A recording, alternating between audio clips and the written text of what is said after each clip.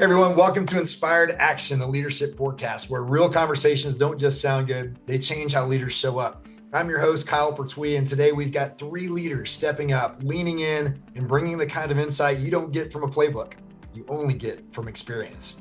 So whether you're leading a team, building a culture, or just trying to show up better than you did yesterday, you're in the right place. Let's get started.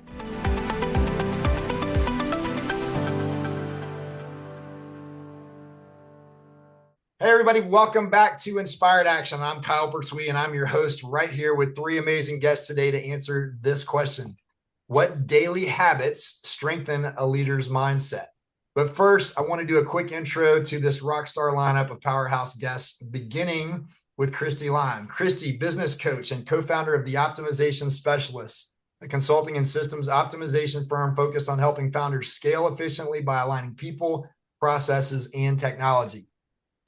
Jennifer Moss, a strategic global human resources executive with decades of experience navigating complexities of the U.S. and international business landscapes. She helps bridge C-suite corporate strategy and hands-on people operations to build scalable HR frameworks from the ground up. And last but not least, Sky Streety, success and performance coach and founder of the Sky Coaching Team, where he helps high-capacity leaders create a trail map to success and significance without sacrificing that all-important life balance. Ladies and gentlemen, welcome to the show. And Cristy Lime, you drew the short end of the stick, so you're going to kick us off. And here is your question. What daily habits strengthen a leader's mindset? I am so honored to be here, and I love this question. I think there's often a misconception about you're born with it, right? And that's not actually the case. And so these things can be built. And so I think it's being intentional and creating space before you dive in, and you can actually have intentionality to your day. You're not reacting all day. So maybe doing some mindset work first thing in the morning, listening to intentional music or reading something positive, or I like to journal, like kind of cycle through those things daily or weekly. Secondly, I think that it's creating commitments to yourself. And that builds self-trust, which builds belief, which builds confidence. And a big place you can do that is in the gym. So I love working out because it's a focused, determined action with a direction of clarity. And so that's kind of the last point I'll make, is that when you're creating this, it's not only a mindset, but it's a picture that's bigger than what you have in mind today of, okay, if I do this little incremental thing, it's going to be a needle moving activity to actually move me forward. And consistency over time is going to give you that rocket ship growth. Yeah, no question. I love that intentionality and commitment, and even the analogy of working out. We will often make that commitment to our physical bodies and not remember to make that commitment of working out our minds, right? So I love the intentionality piece of that. Jennifer, let's jump over to you. What would you add to this question of daily habits that strengthen a leader's mindset? Yeah, thanks for having me as well. And I want to kind of tag on to what Cristy was saying. I really believe firmly that when you take that time first at the first part of your day and you frame your perspective for the day, and I kind of want to dive into that just a little bit for me with some small things that I do. But framing that perspective reminds you who you are. That's the first thing I try to do, is just remembering who I am. There's always going to be people who try to keep you in that box of who they think you are. And most leaders have the ability of being a visionary, which is great. I love that. But we also need to remember we're a visionary, we're a leader, but we also need to know how the functionality of things work. We need to kind of stay plugged into that. That to me is very important as a good leader, and making sure that, if I'm only looking at the vision and not focusing on what resources I need to get there, then there's people who are doing it for me and I'm forgetting the importance of that, right? And so being able to lead by example and lead through doing it in front of everyone, I think is really, really important. And then just not forgetting, like I said, who you are. That really helps me in moments of any kind of discouragement, or if I fail, which is almost inevitable at times, right? You come into an obstacle and you're like, either I don't have the resources or I don't have what I need. I missed the deadline. It moved too far to the left. So what happened? And then just being able to really just keep that perspective in mind. And if you reset that every morning and every day, I really feel like that just really can be the catapult to getting you and keeping you moving forward and keeping the momentum in the right direction in the right way, staying on that correct trajectory. And sometimes really just blocking the noise, I think, is a good one too. And setting that perspective helps you do that, helps you stay focused, and blocking the noise of the negativity or the moments of, this is not working out the way that we planned. And, you just kind of plan for the unexpected, right? And sometimes, there's a saying that they used to say, I think it was G.I. Joe, in fact, knowing is half the battle, right? And knowing is half the battle, because when you have your perspective in that headspace, then you don't get caught off guard and you're not just reacting like Cristy said, but you're actually responding to those moments properly, and you're able to really move forward more successfully in the right way and with more wisdom.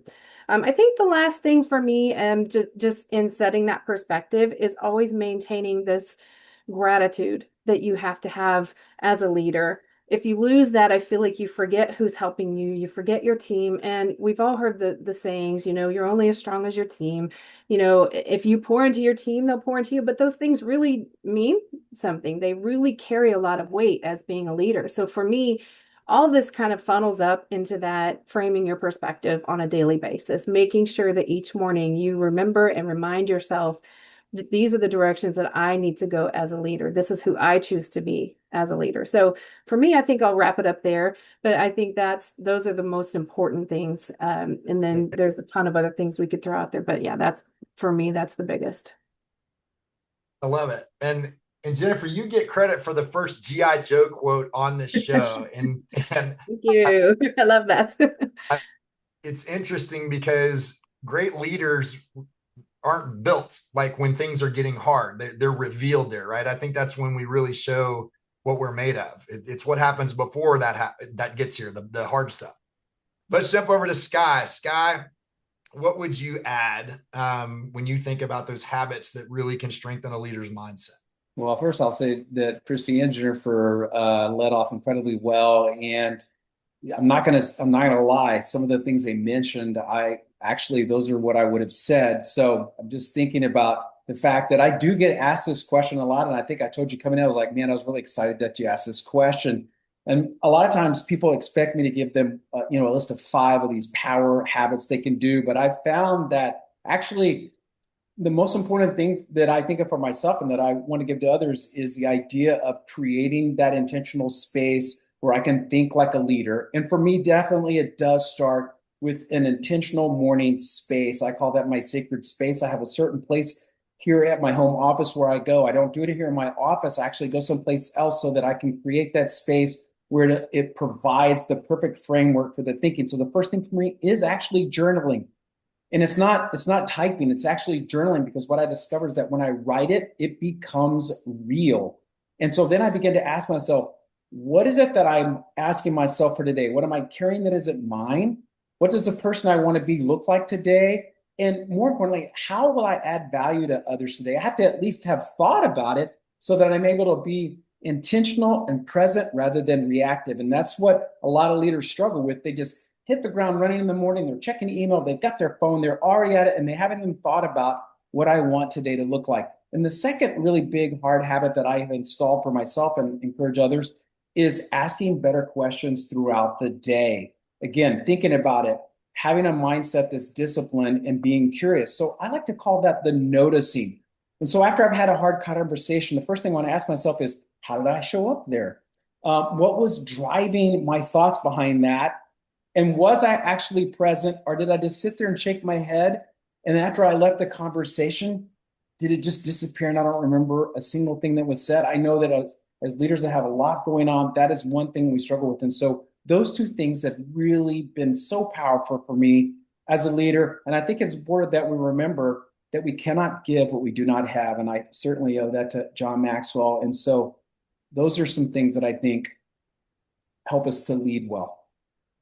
Yeah, such good stuff. Yeah, I hear so much of what all of you are saying around intention and clarity and focus, and even the element of self-reflection, knowing who we are and how we show up. And I think how we show up daily is how we lead when it matters most. And great stuff today. I hate that that's all the time we have. Everybody will have to watch the longer version here on YouTube.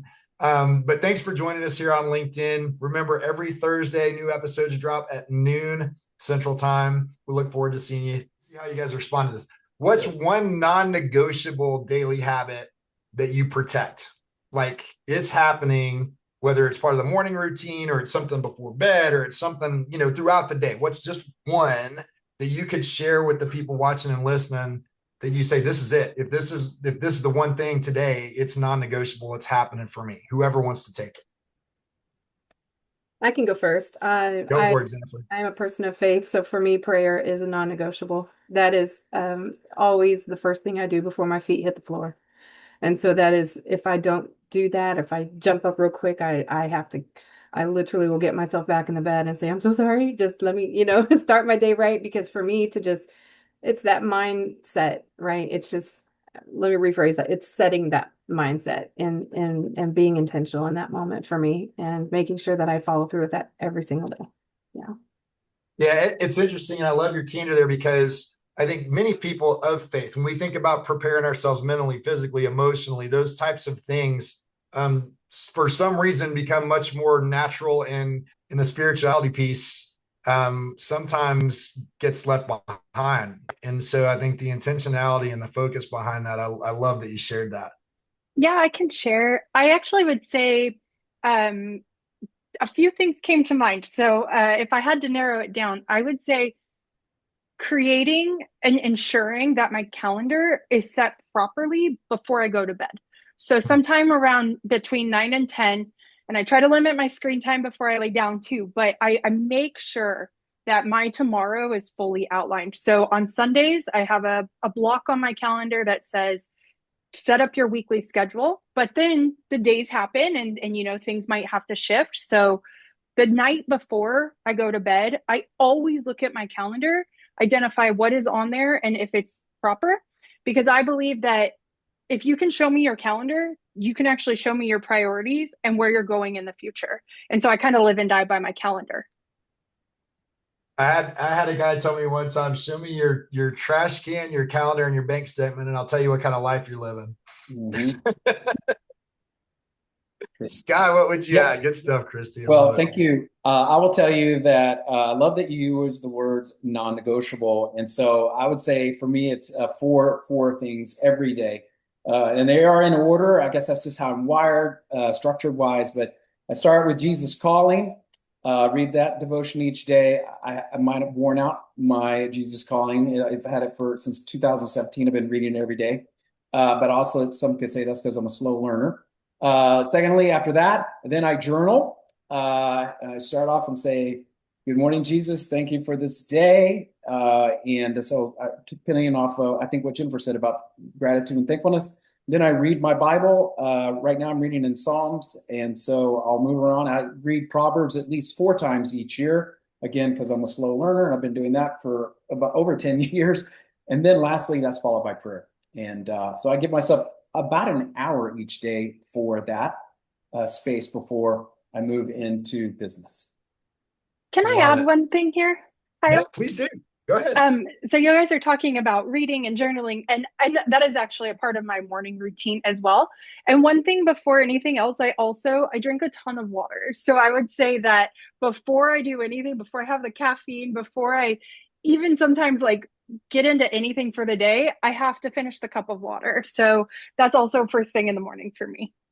Hey, I hear you on that one. Gotta have it, gotta hydrate. So I love all of those, and I'm gonna throw this question in very intentionally because I think there are some listeners out there when we, if we just kind of strip this thing down and we talk about prayer and we talk about journaling and we talk about all these things, and Sky, you were quick to say, I'm not going to give you 5 bullets, right? And these are the magic things that if you do, then everything will be great the rest of your day. And people ask me that a lot. Well, what's your morning routine? I'm like, I am happy to lay it out. I will share everything I do, but here's what I can tell you. It might not work for you, right? None of it, some of it, all of it.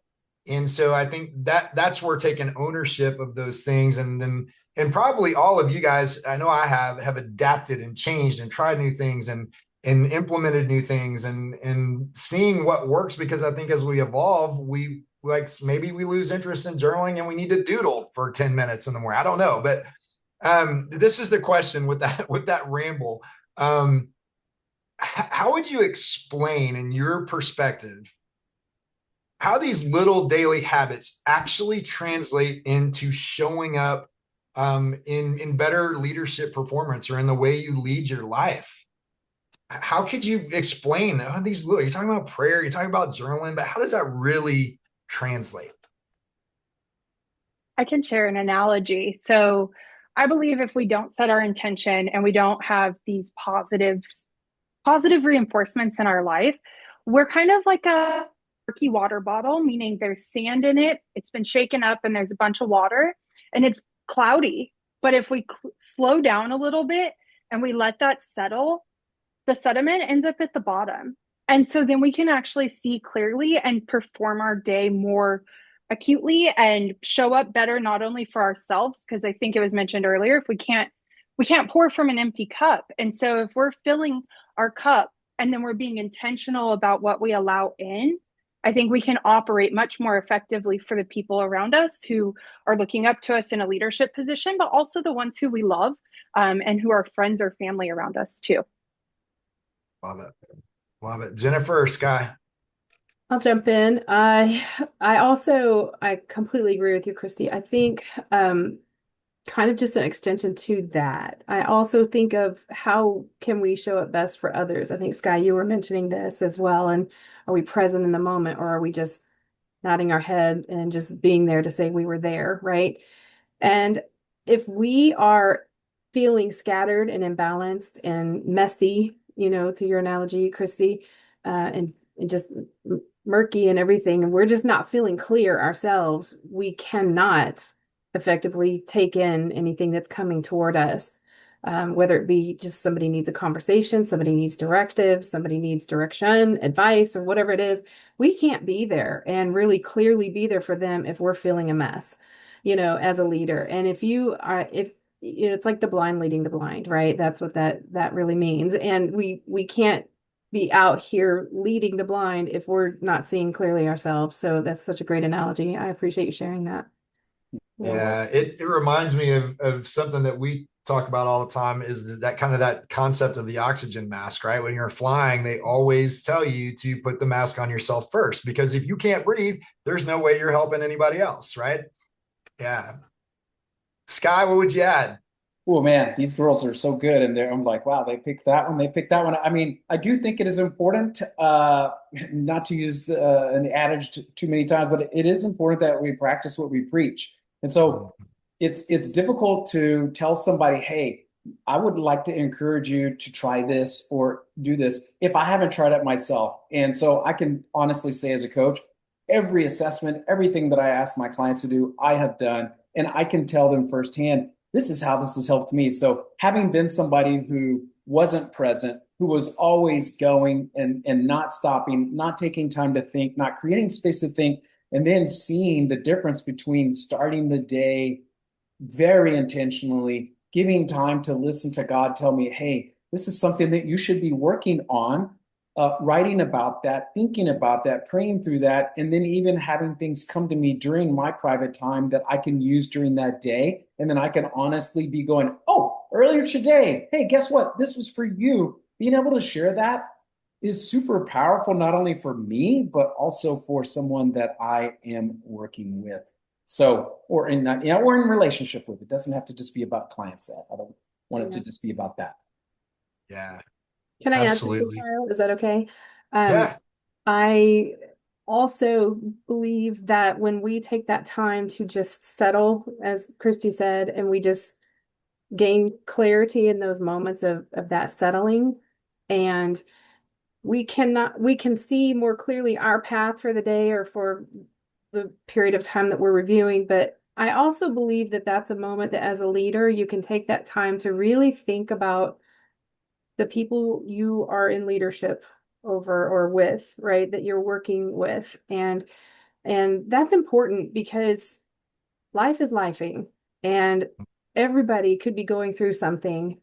And I feel like there's sort of a calling to a leader whether it's professionally or any other way, right? In any other context or capacity. I feel like there's a bit of a calling there to be able to have that discernment and see kind of behind the lines of what's actually happening, or even just looking for the red flags or the alarm bells with a particular individual that you may be working with. Because if you know where their work really is, usually in whatever it is they're doing and helping with, and it starts to falter or fail a little bit or lag behind or whatever, those are warning signs. And as a leader, that's that calling I'm talking about. I feel like you really have to be able to see those moments and recognize them and kind of be that umbrella of a protector in a sense. Like, okay, wait a minute, what's happening here? I see a red flag over here with, I don't want to give a name because I want to protect everyone, but with so and so, right? And then you see that and then you can begin to respond to it or watch it more closely, and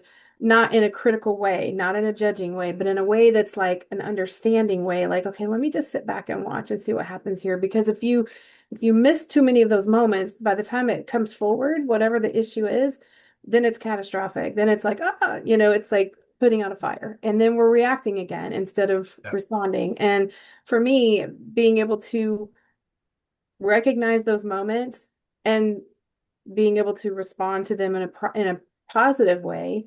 But also, to get there, I believe you have to know your team. Like, you have to know who you're with. You have to know who's working alongside you. You have to kind of know what makes them tick. So being a good leader is not just about improving ourselves. It's about making sure that we're helping others get to their potential and where they want to be, right? Because that's if you pour into them, they'll pour into you part for me. That's where if you're pouring into someone and saying, hey, where do you see yourself, if it's professionally, in 3 to 5 years, where do you see, almost a coaching in a sense, but being able to recognize those moments right off because you know them at that level. You can see that. You can see when things are off and you can feel it. So that's really important for me too. Yeah, I appreciate you adding that. And I'm gonna close with just kind of an example. One of the things that I started doing a long time ago on a daily habit, and I like to share this. In fact, we just did a group last week. There were about 200 people, and I asked them by a show of hands. I said, how many of the leaders in this room have ever come home from work and just absolutely felt like crap, right? Of course, everybody's hand goes up. And they're like, oh, yeah, you stress and pressure and all these things. And then I say, how many of you guys have any type of a morning routine where you establish some intentionality behind your mindset or things like that? Some hands go up.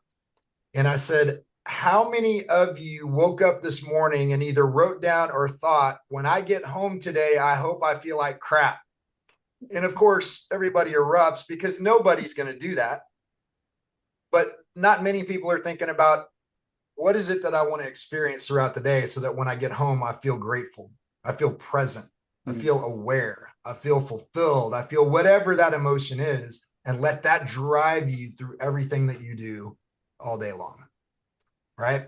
So maybe that's the challenge for our listeners out there, as these three guests have so eloquently talked about knowing who you are, knowing how you show up, being intentional with some of the routines that they've shared. And yes, drink your water, please. But thank you guys so much for joining me today. What a great session. And thank you all out there in the world of LinkedIn and YouTube for watching and listening. Be sure to like us and share us. And remember, LinkedIn, every Thursday at noon Central, new episodes will be dropping beginning May 1st.